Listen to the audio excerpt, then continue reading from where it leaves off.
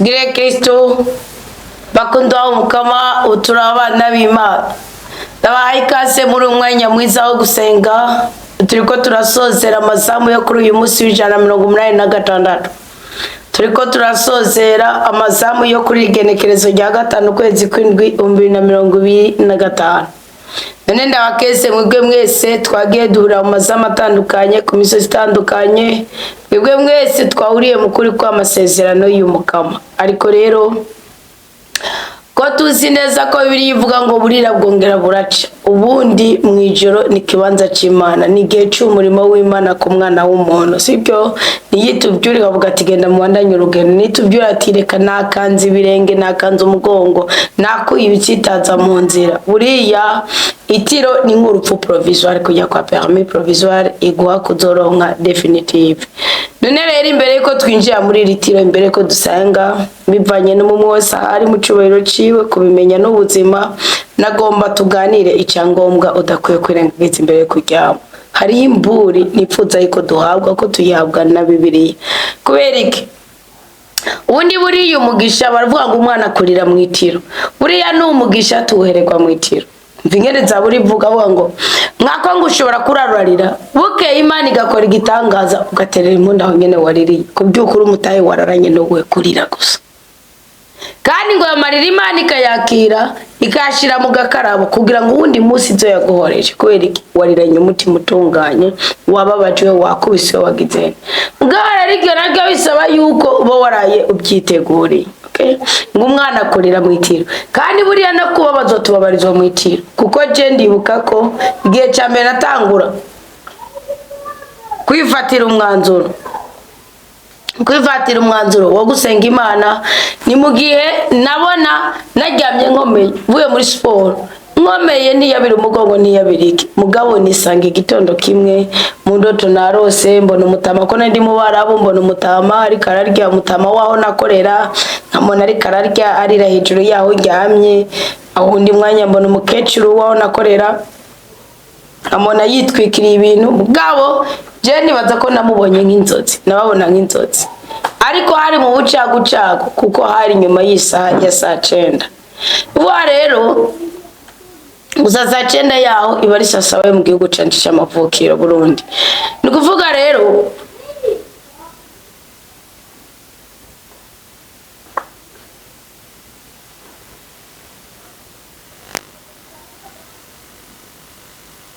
ikintu cyambaye ko ni igiki mera ngaho nyene ndabyuka sanga sinegura ukuguru sinegura umugongo sinegura iki kuko burya umugongo ni uterura ubuzima bwose bo nagimba na kimwe giciriritse naho kaba kano karagutera isumbuka bura amahoro mugabo umugongo umutwe ushobora kwanka bukeye ukandara cyangwa ugakurura amaguru kagenda ukuguru gushobora kukanka ugasimba sanga uko cyo kagiriki kuko gushobora kwanka ukagira umubabaro mugabo umugongo narabyutse sinashaka kuyambura ipinjama sinashobora guhindukira sinashogirane nukuvuga ngira ikintu cyambaye ko nizisasi ndagitaho Imana ikindi ndi umubabarizo wundi ndakongera kubona kuri isi naco shobora gusigura ndavuga ni bwa bundi rero umuntu ashobora kuryama akomeye niyo bavuze ngo umuntu ashobora no guturuka bukagataha bunyama okay mera ngaho nyene nuvuga rero hari imburi duhabwa ku buryo zishobora kudutandukanya n'imikorere y'abarutse niyengeye kuguha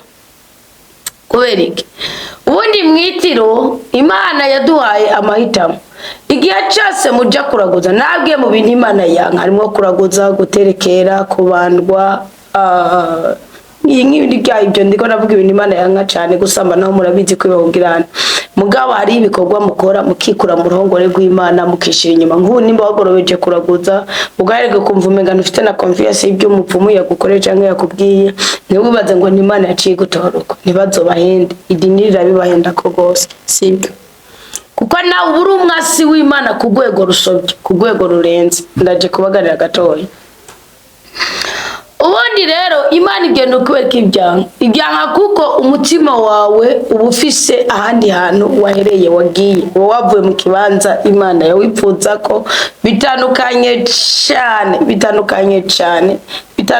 cyane uko umeze muri ico gihe bitandukanye cyane nuko umeze mu gihe utari waraguje cyangwa utari wakoze ico kintu abantu benshi rero burya mu kuja kuraguza bahiga ibintu by'ubutunzi ni kuri Uwiteka atari we yubatse atari watungishije ubutunzi bwose mu marakanya gato abaherewe ushaka igikundiro ushaka iki ushaka urubyaro ni ukuri ibyo byose utabihawe n'umukama mwisho utekeye amakara mu mpuzu zawe bani nawe ngo bagomba kumenya ibyabo byejo nimba wabikoze ubyihane imbere kuryama kuko bishobora kubera intambara niyo mpamvu Imana yavuze ngo ndabashire y'abahanuzi kugira bagirene babongere mu ibyiringiro babwire kweja ari heza kugira bagirene babahuze n'isezerano utari bwasobanukirwe riremwe gushaje kandi ryari muri Bibiliya mugabo atamweta ataninyota yo kubisesangura ikindi naco babazimurure mu nzira murimwo izimiza nuba rero naje magurutse muri umwanya nasamye muri aka kanya nk'umuhanuzi wo mukama ngiye kubaha imburi kandi imburi muhabwa n'Imana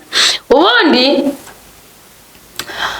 Bibiliya iratubwira ubuzima bw'umukristo umva gace nifashishije ijambo ry'Imana riri muri Matayo 9:27 ngo Yesu avuye umva ngo Yesu ahumura abantu babiri bimpumye jewe abantu babiri bimpumye ijambo ry'Imana mukama rimpaye mbona yuko ari Anita w'indani na Anita w'inyuma kuko uruhumye n'uruhumye Anita w'indani na Anita w'inyuma kuko icisho ntirivugwa ubugi icisho ntirivugwa muzora icisho ne barasubiza irindi mbwamenyo mwirwa murayikuza bakabasubirizamwe yandi sibyo kama mushaka ubwiza mugijisho kuko nitara ry'umubiri nitara ry'ubuzima bingene birivuga ngo Yesu ahumura abantu babiri bimpumye ururuhumye ntururyamane please uruhumye ntururyamane ngo Yesu avuye aho abantu bimpumye babiri baramukurikira bagenda barasemera bavuga bati tugirira ubuntu umwana wa Dawudi yinjiye mu nzu nyabantu bimpumye baramwegera murumva ingene bamukurikiye kuko nabagwaye burya abantu uko bari bagwaye mugabo bakaba bari baraherewe mu byisi canke bakaba bumva yuko Kristo ari wafise igisubizo c'ibibazo byabo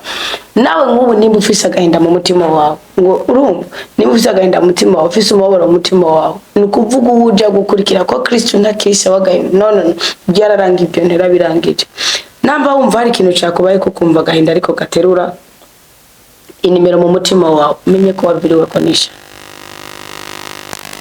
namba wumva inzigo ishari ari byo biterura mu mutima wawe menye ko wabiriwe ko nisha menye ko wabiriwe ko nisha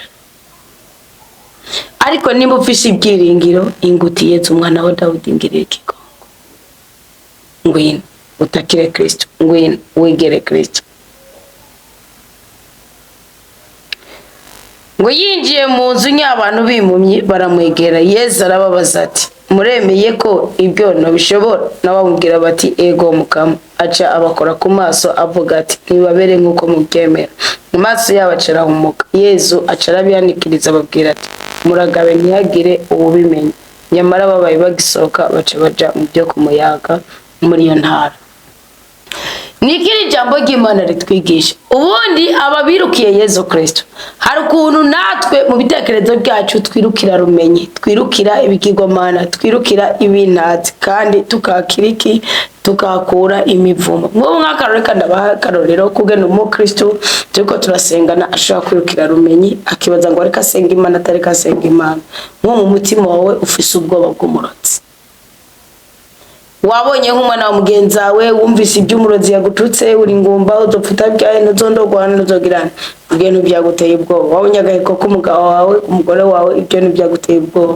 aho already wamaze kwigenera kubera ibiri avuga ngo twarazwe umutima w'ubwoba twarazwe umutima w'Imana avuga atwambariza agataka avuga ngo abadawe rero imburi nje kugwaniye ubundi umurozi ntibamutinya umurozi baramugwanya ubundi umurozi ntibamuhunga umurozi baramugirana umurozi uzibiri canzo yinjiriramo kuko umurozi nawo muhunga umurozi nawo mutinya naho wokatisha itike y'indege naho wova muri ako karere mukagenda umurozi si wagukurikirana bo bari connected barinze Kristo yaravuze ngo baciye ubwenge uragenda ukava iki kandi wacu ukaza igitega mukajana waja kubaka urugo mukajana waja kwibera Imana mukajana waja muri Aziya mukajana agahora mu mushara wawe agahora mu mutima wawe ugahora n'ubwoba ugahora nirungu ugahora n'intuntu ugahora iki rero ikintu kibi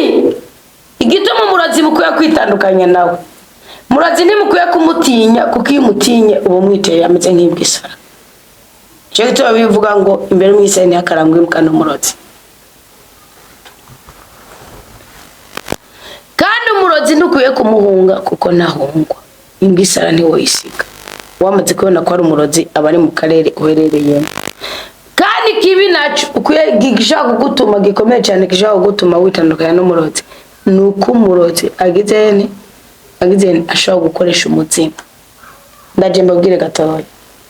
Ona nk'ubu uri umukobwa wigeze kuba mu rukundo, ukaba nk'umuhungu iwabo se na nyina bararaguza cye bararoga, akaba ari nk'umuhungu w'imfura agira 3, umuhungu agira 7.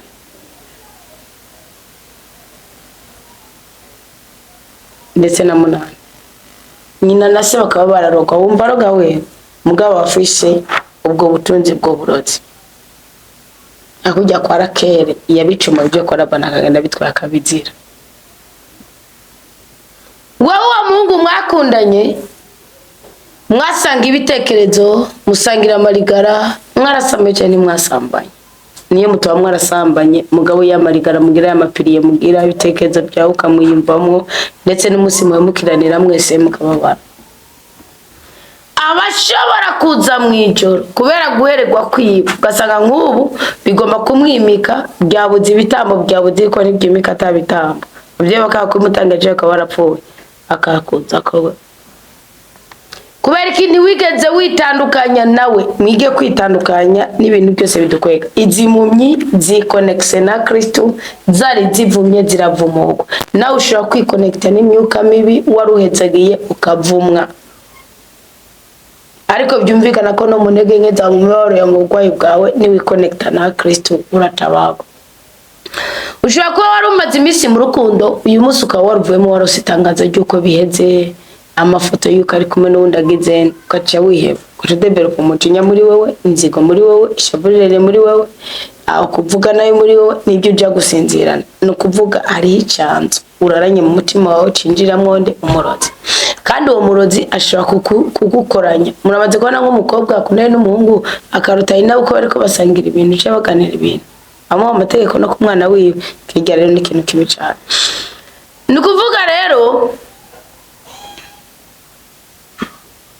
biragusaba kurara witandukanije n'ikintu cyose. Abo mwicaranye, abo mwasangiye, abo mwaganiriye, uwagukunze, uwakwaze, wahubwiye ikigukora ku mutima. Impuzu wambaye, icyuya wabitse, ubutambara, imiserumu imyiri y'amapapye mushwara. Burya rero n'ubundi buryo bw'isuku ngani n'ubundi buryo bwo kwirinda. Utegereza gufata buri kintu kimwe cyose imbere kuryama ukitandukanya naco. N'umwana wawe utagomba umushika, fata nk'ubu umwana wawe ndabaye nk'akarorero, umwana wawe akabayiriwe mu mihana. Amaze kuba yiriwe mu mihana, abantu mu mihana ashobora kuba ari umunyeshari, reka mvuge ko ariko ko abanyeshari bo murazi ko bashobora kuba budashobora no kugisha ariko akantu wambaye cyangwa twari. Umwana wa gacaza akarya agakaraba akaryama, harisha no bamuhaye no gakarakara gangagurika, gangagurika na wundi muti. Hengera bukeye imbere kuryama umwoze, imbere gufungura umwoze, aca afungura umureka kanira n'icaterame abura sinzira.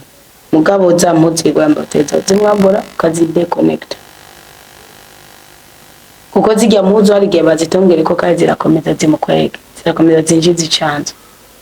Abo bantu bacu rero babona igituma abakristo benshi baravuga ngo ni kubera ko uyu munsi ngo barozi bagwiriye gose, ngo no mu mujeske hari abarozi. Abarozi bagwiriye ni systeme bakoreramo.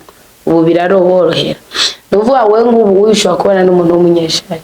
Papier mushwari nyene ubona nk'abantu mubabaza abakozi.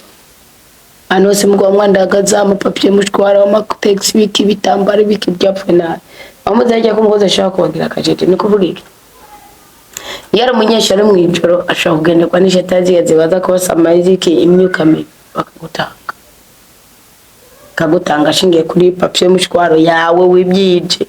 Kintu cyose kirinde ukuntu guta yawe, amaraso yawe, amate yawe nuko. None uti wokora iki deconnect buri kintu kimwe cyose nimba ari impuzu wambara vuga uti indikiri yanje. Niba yarafise gahunda yo kuza kwitongerera ko araguhiga kubure. Uko shetani buri gitondo buri mugoroba ifise umugambi wo kutwica, kuduhonya, kurondera kudutikiza. Mugabo umugambi udasanzwe w'Imana nawo kuduha ubuzima kandi ubuzima bwuzuye. Mugabo twisobanukirwa.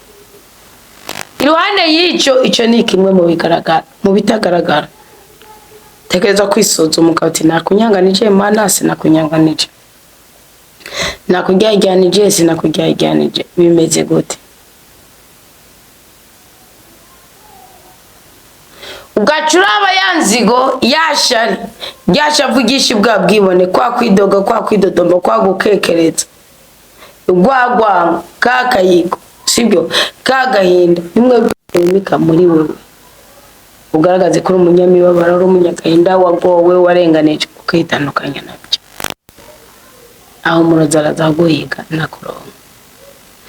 Ikindi naco ca gatatu, mwumva nabwiye mu buryo bugaragara umubiri, mu buryo bw'ibitekerezo, mu mutima no mu buryo bw'ubugingo. Ica gatatu ni iki?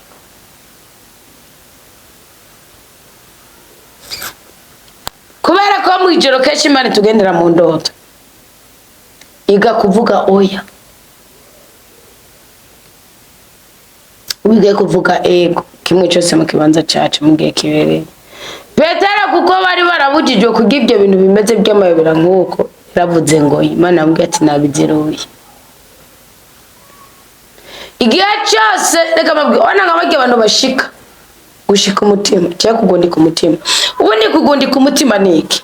Nabige abagira mu madini mwagiye mu mutisobanukiye, mufite umutima mwiranda gute babagundika abo bashika. Niki kimenyetso cya Kristo? No. Na juu musu washikayo bashitse Kristo, wodoga baroze Kristo. Niki ndi mbere yo kuri siniki? Sijengi wa. Namwe mukwiye kubaho ko nyere mwabagore, mwabihebe Imana, mwabaki. Mukwiye kuba muvuga muti sijengi baho ni Kristo aba muri jewe. Rero biragusabike, biragusaba yuko urarubizi ko ijwi rija kuza ryose mu ndoto rikaza gutuma ikintu wokora, kinuka bakaba ujyanira. Chuge nawe uzoba usinziriye bikuba ujyanira. Kuko bajya abantu bagundika imitima, bajya abantu bashika imitima, niko risezerano bo mwafitaniye. Mushaka kumbwira ngo muri Samuel wa mbere ngo 28 ngo niko kino ngo Samuel ngo umupfumukazi yagiye kumushika bikemera. No. Samuel wa mbere impamvu yaramushitse bikemera ni Imana yari yabiretse kugira ngo ituntuze birenze umwami w'Isirayeli Sawuli. Kandi mwibuka ko Samuel atari yari deconnexe n'ubutaka, uko Imana yari yarategekanije ko azokomeza agakora ibitangaranwa kujya kwa Elisa. Bisa ko ideconnexe iri kuravugana no muntu, telefone zimije ntiyongera kugutora, nawe hageze kujya mu bisaba ko wideconnecta ko kibari icimana ku buzima bwawe. Kandi si Imana inyura ku mugabo wa mujyamaye.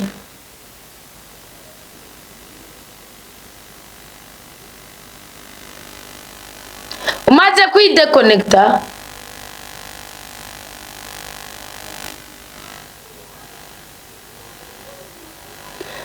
ukideconnecta n'ibyo bintu byose ukitandukanya, uba mu budahangarwa, uba muri bw'Imana, kandi Imana ihorana ibintu bishasha. Rezi kazi kakuremera ikintu gishasha ikagutandukanya na bya bintu by'ibyago. Vyakane rero numara kuvyakana araza guhiga bibore kuki. Ubundi ubugingo nako ndabwira bajye abantu bashika cyangwa abantu bagondeka. Ubundi ubuzima bw'umuntu umeze nk'aka elastique. Mwana ka elastique ashobora kuba ari gato y'umugabo kagakwira mu nda y'umuntu ko karakweguka. Iyo rero umuntu aja gupfa ari mu gihe cyo gupfa birakweguka. Ndeba bisigura yuko wewe yagushitse canke yakugunditse, umubiri uguma ngaho ukuramo puissance gusa ibyo biba bisanzwe n'umuganga. Murazi ko atera ikinya, atera anesthesie bikemera. Ayasigara avugisha ubuzima bwawe, umugabo out your body, inyuma y'uko umubiri wawe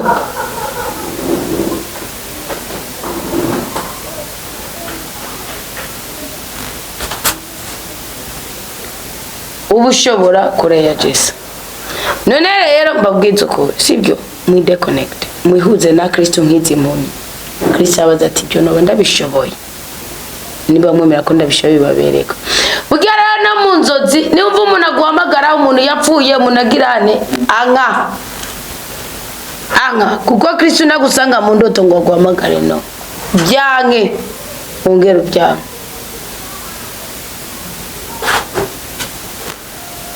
Kristo yabaje ati no ndabishoboye yego babere nk'uko n'umurozi buriya agufatira ukintu wakoze cyangwa mwavuga cyangwa isezerano mugabe iyo byasutoya urabyanga aje ahubwo ati vuga tavuze urapfa niyo mpamvu utisinzopfa nzoramba kugira ngo nabamaze kugira neza kw'Imana mudatunze ijambo ry'Imana bizobananiza byo mwisho muzokwishyura nka bene siko yo mu bikorwa by'abatumwa 19 muhize mupfundagatswe n'amashetani canke mu binabitsira.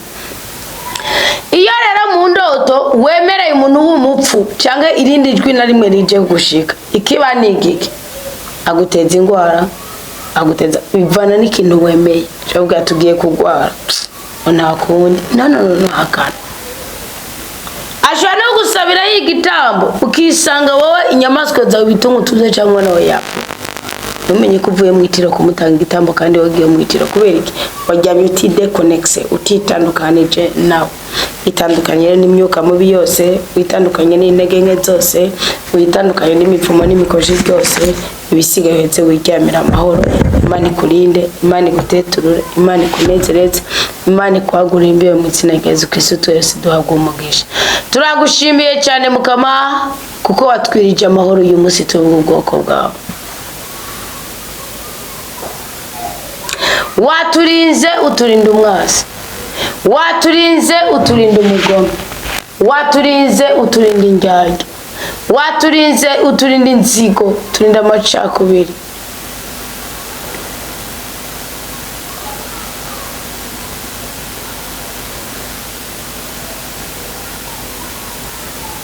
Mukama ukomeze kuturinda kubw'imbaraga z'umusaraba wa Yesu Kristo no kubw'ubutwara ubushobozi bw'amaraso yiwe yapfuye kugira ngo tuyezwe mu byaha byacu umutima wa muranda ashobore gukorera twebwe ata kibazo dufise.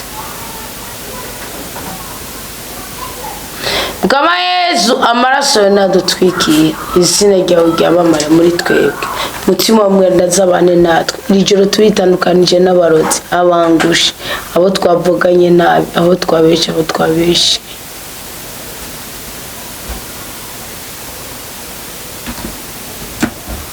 tugirira ikigongo mwami Imana nyaguhora ku ngoma uduhe ijoro ryiza dutandukanye n'abarozi dutandukanye n'abambutsi abaduteza icangiro abaduteza iminaniro abaduteza imivumo turitandukanije nabo abadukwegera mu rupfu turitandukanije nabo twihuje n'ubutware bwawe kugira ngo duteture mu makuba y'ubwoko bwose uduhe kuramba no kuranirwa dushimire dushikane tubagiye tuguha uyu munsi uduhezagira imirimo y'amaboko yacu ibiganza byacu bikundwa akazu biha umugisha no mugwiza uruhanga rwacu rukundwa akazu ruhige kundi rudutandukanye n'icangiro imitwe yacu ikundwa akazu itubobereshe amavuta sana y'inzaba dukoresha shani adukure mu kamuna no mu kangaratete impuzu zacu zoza uzetse ibyo twavuze ubweze kandi turitandukanije nabyo ubutunzi bwabo tubeko impuhwe zawe zitubeko amahoro yawe tubeko turitandukanije n'ubugwayi butandukanye turitandukanije n'inyosha mbi z'umwasi turitandukanije y'abarozi n'abarozikazi turagiye n'icanzo wahora bacamwo turasi ishari turasi inzigo turasi ububabaro turasi agahinda ubu guhera ubu turabana bawe kandi nutugabe utuganze ongera utugabire mu izina rya Yesu Kristo duhabwa umunezero ejo tuzobyuka dukomeye kandi uzotwongera umugisha wo kubana nawe mukuri ku ijambo ryawe tubone kubyaza umusaruro ingufu zacu washize muri twebwe amen amen Haleluya. Imana y'amahoro twishimye